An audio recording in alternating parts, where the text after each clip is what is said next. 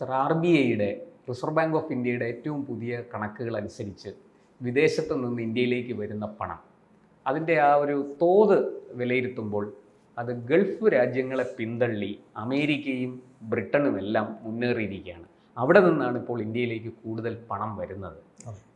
എങ്ങനെ ഇതിനെ കാണുന്നു? ഈ ഗൾഫിൽ നിന്ന് ഈ പണം വരുന്നതിന് കുറവ് വന്നതാണോ അതോ മറ്റിടത്ത് കൂടിയതാണോ? എന്താണ് ഇതിൻ്റെ ഈ വ്യത്യാസം വരാനുള്ള കാരണം എന്താണ്? അടിസ്ഥാനപരമായി ഗൾഫ് പ്രദേശം, അതായത് GCC പ്രദേശം, സൗദി അറേബ്യ, ഒമാൻ അല്ലെങ്കിൽ UAE, ഖത്തർ, അതുപോലെ കുവൈറ്റ്, ഈ രാജ്യങ്ങളാണ്, ബഹ്റൈൻ, ഈ രാജ്യങ്ങളാണല്ലോ GCC. ഈ GCCയിൽ നിന്നാണ് പരമ്പരാഗതമായി ഭാരതത്തിന് ഏറെ ഫോറിൻ റെമിറ്റൻസ് വന്നിരുന്നത്. അതിൽ നല്ലൊരു പങ്ക് കേരളത്തിലാണ്, കുറച്ച് ഗുജറാത്തിലാണ്, പഞ്ചാബാണ്, തമിഴ്നാടാണ്, ഇങ്ങനെയുള്ള രാജ്യം, മഹാരാഷ്ട്ര, ഈ സംസ്ഥാനങ്ങളാണ് കൂടുതലും ഈ ഗൾഫ് മണിയുടെ പ്രാധാന്യം. അത് നമ്മളൊക്കെ കേരളത്തിൽ ഓരോ മലയാളിയും നേരിട്ട് കണ്ടതുമാണ്. ഗൾഫ് പണത്തിൻ്റെ പ്രഭാവം കൊണ്ട് തഴച്ചു വളരുന്ന ഒരുപാട് ചെറുകിട സംരംഭങ്ങൾ, ബിസിനസ്സുകൾ, കൃഷി, റബ്ബർ എസ്റ്റേറ്റുകൾ എന്നുവേണ്ട ജീവിതത്തെ ടച്ച് ചെയ്യുന്ന ഗൾഫ് മണി. പക്ഷേ ട്രഡീഷണലായി നമുക്കുള്ള ഒരു സങ്കല്പം, അമേരിക്കയിലേക്ക് ഭാരതീയർ പോവുകയാണെങ്കിൽ അവരവിടെ സെറ്റിൽ ചെയ്യും, അവരവിടെ ലഭിക്കുന്ന പണം അവിടെ ചിലവാക്കും, ഇങ്ങോട്ട് അയക്കുന്നില്ല. കാരണം ഇന്ത്യക്ക് വിദേശ നാണ്യം നേടിത്തരാൻ വലിയ തുക അവർ സമ്പാദിക്കുന്നുണ്ടെങ്കിലും അതിൻ്റെ തോത് വളരെ ഇങ്ങോട്ടുള്ള foreign remittance from United States, Canada, UK, Germany, other European countries, Australia, New Zealand, അത് വളരെ കുറവായിരുന്നു പരമ്പരാഗതമായി. പക്ഷേ കഴിഞ്ഞ ഒരു ഏതാനും വർഷം, പ്രത്യേകിച്ച് കഴിഞ്ഞ ഒരു 4-5 വർഷത്തിനുള്ളിൽ വൻ കുതിച്ചുചാട്ടമാണ് ഈ അമേരിക്കയിൽ നിന്നും ഉള്ള റെമിറ്റൻസിന് വന്നത്. പരമ്പരാഗതമായി ഏറ്റവും കൂടുതൽ പണം ഭാരതത്തിലേക്ക് വിദേശ നാണ്യം എന്ന രീതിയിൽ ഇങ്ങോട്ട് വന്നിരുന്നത് യുണൈറ്റഡ് അറബ് എമിറേറ്റ്സിൻ്റെ ഭാഗത്ത് വന്നാണ്. UAE 28-29% മൊത്തം ഫോറിൻ വരവിൻ്റെ അത്രയും ശതമാനമാണ് UAEയിൽ നിന്നും. കാരണം UAEയുടെ ജനസംഖ്യയുടെ വലിയൊരു ഭാഗം ഇന്ത്യക്കാരാണ്, മലയാളികളാണ്. അപ്പോൾ അവരുടെ പണം എന്ന് പറയുന്നത് വളരെ നിർണായകവുമാണ്. അതുപോലെ സൗദി അറേബ്യയിൽ നിന്നും വരുന്നത് 11% വന്നിരുന്നത്. പക്ഷേ UAEയിൽ നിന്നുള്ള പണവരവ് 28 നിന്നും പെട്ടെന്ന് 10% കുറയുക. അതുപോലെ സൗദി അറേബ്യയിൽ നിന്നുള്ള പണവരവ് 11.8%, ആകെയുള്ള 11.8% നിന്നും ഇന്ന് 7.4% കുറയുകയാണ്. ഏതാണ്ട് പകുതിയോളമായി മാറുകയാണ്.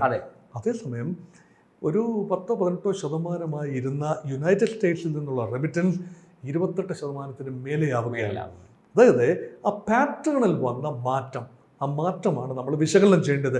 അത് അമേരിക്ക മാത്രമല്ല, കാനഡയിൽ നിന്നുള്ള വരവ് കൂടി, ബ്രിട്ടനിൽ നിന്നുള്ള വരവ് കൂടി, അതുപോലെ യൂറോപ്പ് അതിനകത്ത് പങ്ക് വഹിക്കുന്നുണ്ട്. സിംഗപ്പൂർ, ചെറിയ രാജ്യമായ സിംഗപ്പൂരിൽ നിന്ന് ഉൾപ്പെടെയുള്ള വരവ് കൂടിയിരിക്കുന്നു. ഇപ്പൊ 6%-ഓളമാണ് സിംഗപ്പൂരിൽ നിന്നുള്ള വരവ്. തീരെ ചെറു രാജ്യമാണെന്ന് ഓർക്കണം.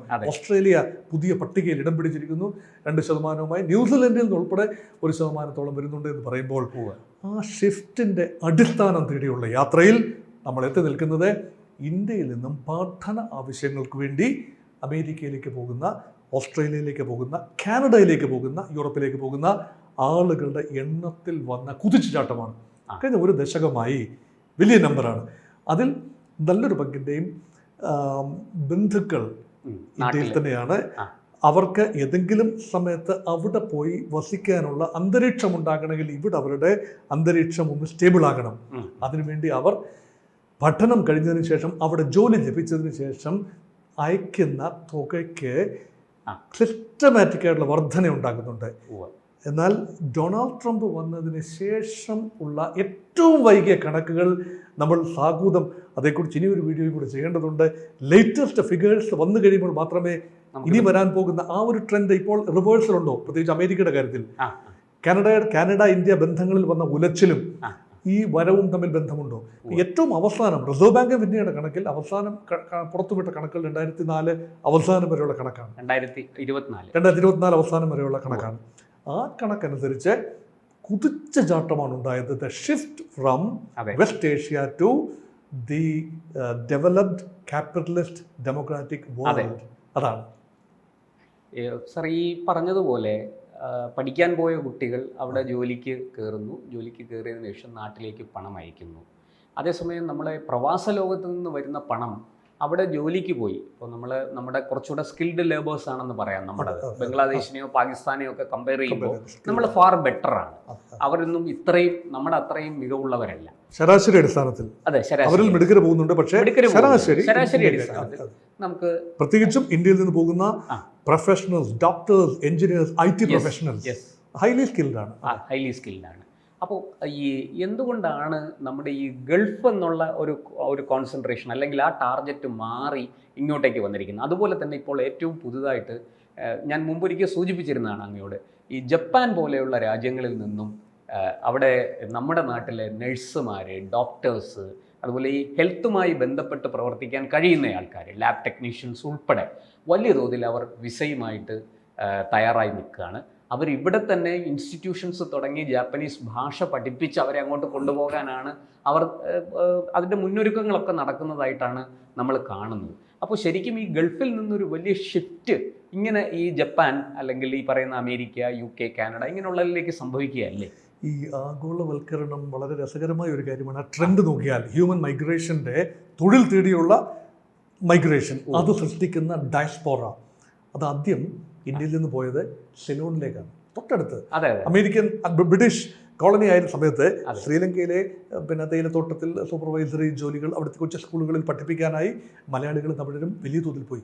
അതിന് മുമ്പ് തന്നെ ശ്രീലങ്കയിലേക്ക് പോയി. അത് ആ രീതിയിലുള്ള മൈഗ്രേഷൻ അല്ല, തൊഴിൽ തേടി തന്നെ പോയ ലേബർ മൈഗ്രേഷൻ 19ാം നൂറ്റാണ്ടിൻ്റെ അവസാനത്തിലും 20ാം നൂറ്റാണ്ടിൻ്റെ ആദ്യത്തിലും സിലോണിലേക്ക് പോയി.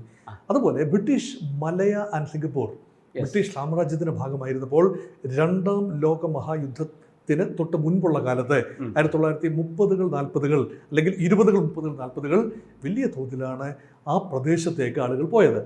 തൊഴിൽ തേടി പോയതാണ്. അവരിൽ ഒരു വിഭാഗം തിരിച്ചു വന്നു, ഒരു വിഭാഗം അവിടെ തന്നെ തുടർന്നു. അവർ സിംഗപ്പൂർ പൗരന്മാരായിട്ട് മാറി, അല്ലെങ്കിൽ മലേഷ്യൻ സിറ്റിസൻസ് ആയിട്ട് മാറി. അത് ശ്രീലങ്കയിലും അവിടെ താമസിച്ചവരുണ്ട്, തിരിച്ചു വന്നവരുണ്ട്. എന്നാൽ 3ാമത്തെ വേവാണ്. 1ാം വേവ് സീലോൺ, 2ാം വേവ് സൗത്ത് ഈസ്റ്റ് ഏഷ്യ, 3ാം വേവാണ് പേർഷ്യ. പണ്ട് പറയുന്നത് 60-കൾ 70-കളും പറയുന്നത് പേർഷ്യ പോകുക എന്നാണ് പറയുന്നത്. ഇപ്പം ഗൾഫ് എന്ന് പറയുന്നത് പേർഷ്യൻ ഗൾഫ്, ഇറാൻ ഇറാഖ് ഭാഗമാണല്ലോ പഴയ പേർഷ്യൻ എംപയർ. അതിന് തെക്കുള്ള ഒരു കടലിടുക്കാണ് ഒമാൻ കടലിടുക്ക്. അത് കടന്ന് പോകുന്ന സ്ഥലമാണ് ഗൾഫ്, പേർഷ്യൻ ഗൾഫ്. ആ രാജ്യങ്ങളിലേക്ക് പോയി തുടങ്ങുന്നത് 60-കൾ 70-കളാണ്. ആ സമയത്ത് ഉണ്ടായ ഒരു വലിയ ബൂം. അന്ന് മുതലാണ് യഥാർത്ഥത്തിൽ വലിയ തോതിലുള്ള ഫോറിൻ റെമിറ്റൻസ് ബാങ്കുകളിലേക്ക് എത്തിത്തുടങ്ങിയത്. അന്ന് മുതലാണ്. അതിനു മുമ്പ് ബാങ്കുകളിലേക്കല്ല എത്തുന്നത്, മറിച്ച് കാരണം അന്താരാഷ്ട്ര വിനിമയ ഉപാധികൾ കുറവായിരുന്നു. അവർ പല രൂപത്തിൽ അത് കൊണ്ടുവരും, ഒരു വസ്തുക്കളായും ഇതായിട്ടും മറ്റു രൂപത്തിൽ കൊണ്ടുവരും. പക്ഷേ അന്ന് മുതൽ ബാങ്കിങ് റെമിറ്റൻസ് കൂടി. അപ്പോൾ ഇന്ത്യയിൽ നിന്നും സ്കിൽഡായ ആളുകളല്ല ആദ്യം പോയത്, ഭാഗ്യാന്വേഷികളാണ് ആദ്യം പോയത്. ഓയിൽ ഫീൽഡുകളിൽ കഠിനാധ്വാനം ചെയ്യാൻ പത്തേമാരിയിൽ കയറിപ്പോയ ആദ്യ വിഭാഗം, ഉരു കയറിപ്പോയ വളരെ അടുത്താണല്ലോ. അല്ല, നമുക്ക് അങ്ങനെ ആ തരത്തിലുള്ള പല സിനിമകൾ പോലും ഉണ്ട് അല്ലേ? നാടോടി കാറ്റെന്നുള്ള സ്വപ്നങ്ങളൊക്കെ ഉണ്ട്. അതിൽ നിന്നും മാറി പിന്നീട് അടുത്ത തലമുറ, ഗൾഫിൽ പോയ ആളുകളുടെ അടുത്ത തലമുറ, they became more educated, more skillful, nurses, doctors, engineers, അങ്ങനെയുള്ള വിഭാഗങ്ങളാണ് അടുത്ത 80-കൾ 90-കളിൽ പോയത്. അവരും ഗൾഫിലേക്ക് നല്ല തോതിൽ പോയി. അവരുടെ മക്കളുടെ കാലം അല്ലെങ്കിൽ ആദ്യ തലമുറയുടെ മക്കളുടെ കാലത്ത് ഗൾഫിലല്ല, മറിച്ച് അവർ അമേരിക്കയിലേക്കും കാനഡയിലേക്കും അവർ പോകുന്നു, UK-യിലേക്ക് ഉൾപ്പെടെ അവർ പോകുന്നു, ജർമ്മനിയിലേക്ക് പോകുന്നു. നഴ്സുമാരുടെ നല്ല ആവശ്യമുണ്ട് ജർമ്മനിയിലും അയർലൻഡിലും.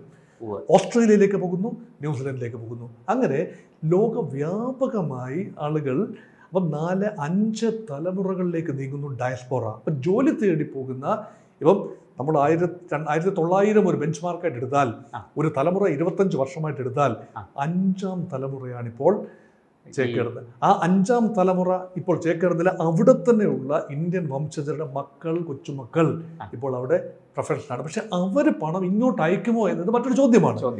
പക്ഷേ ഇന്ത്യയുടെ ഒരു പരമ്പരാഗത കൾച്ചറൽ രീതി അനുസരിച്ച് അവരും അവരുടെ ബന്ധുക്കൾക്ക് ചെറിയ തോതിൽ പണം എത്തിക്കുന്നത് കൊണ്ടുകൂടിയാണ്.